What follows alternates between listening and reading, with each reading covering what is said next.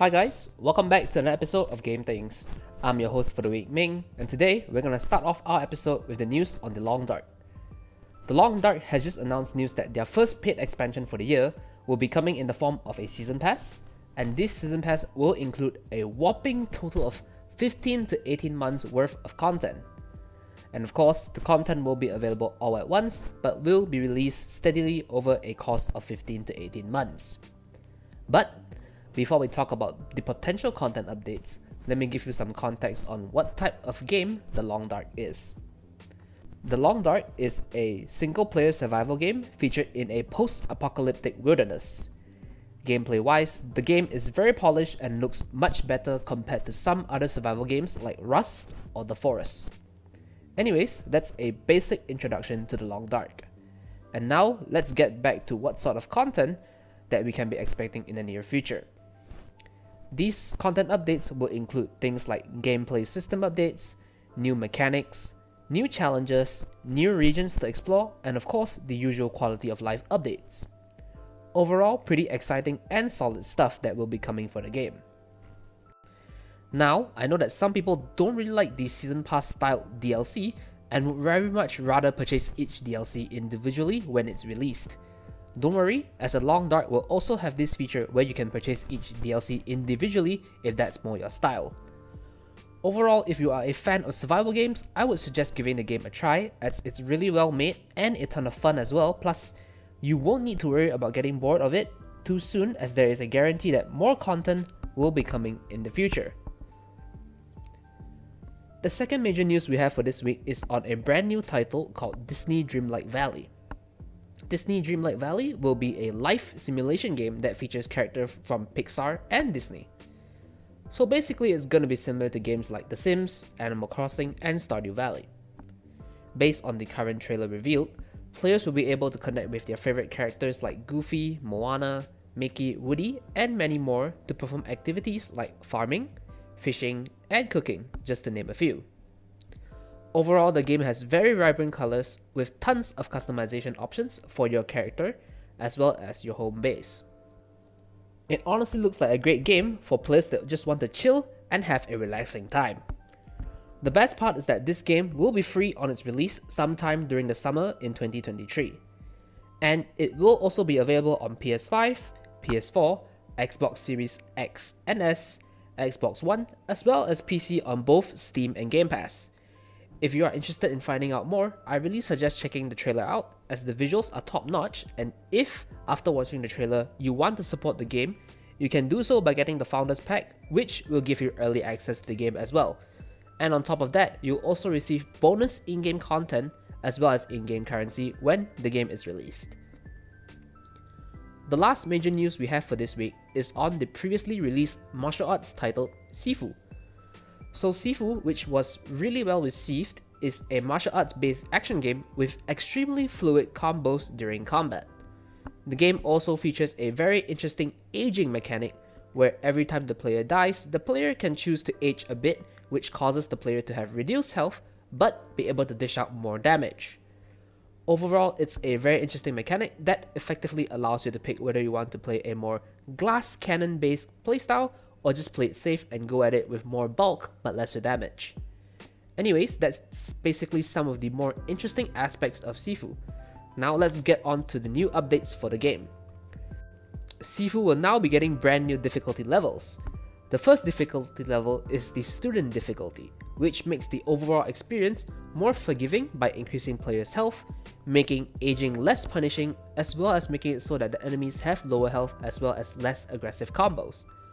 The next difficulty is the Disciple difficulty, which is the classic experience with no changes whatsoever. The final difficulty being added is the Master difficulty, which ramps up the overall challenge by a ton, while at the same time spawns more aggressive enemies with more intricate attack patterns to further test your skills. Overall, this game is a ton of fun and is definitely worth checking out if you ever get the opportunity to do so. Plus, with the brand new Master difficulty, you can potentially sink in a ton of time to improve yourself and improve your gameplay. And that's all the major news we have for this week. Now, let's move on to our flash news segment, starting off with news on Uncharted, Legacy of Thieves Collection. The collection, according to Epic Games, will reportedly be launching on PC on the 20th of June.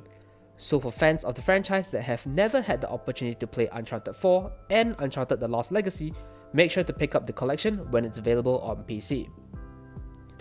The second piece of flash news we have is on Star Wars The Fallen Order 2, which reportedly will be targeting for a release during the year 2023 for PS5, Xbox Series X and S, as well as PC.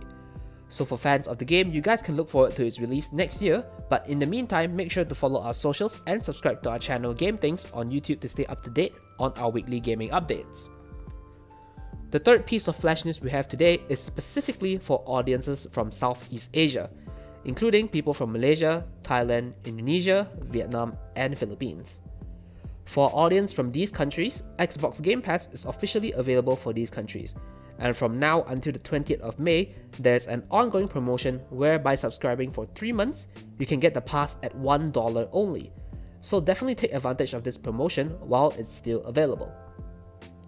That's all the flash news we have for this week. Now let's move on to our next segment on game delays. For this week, we have 2 delays, and the first delay is on the all-popular gacha game Genshin Impact.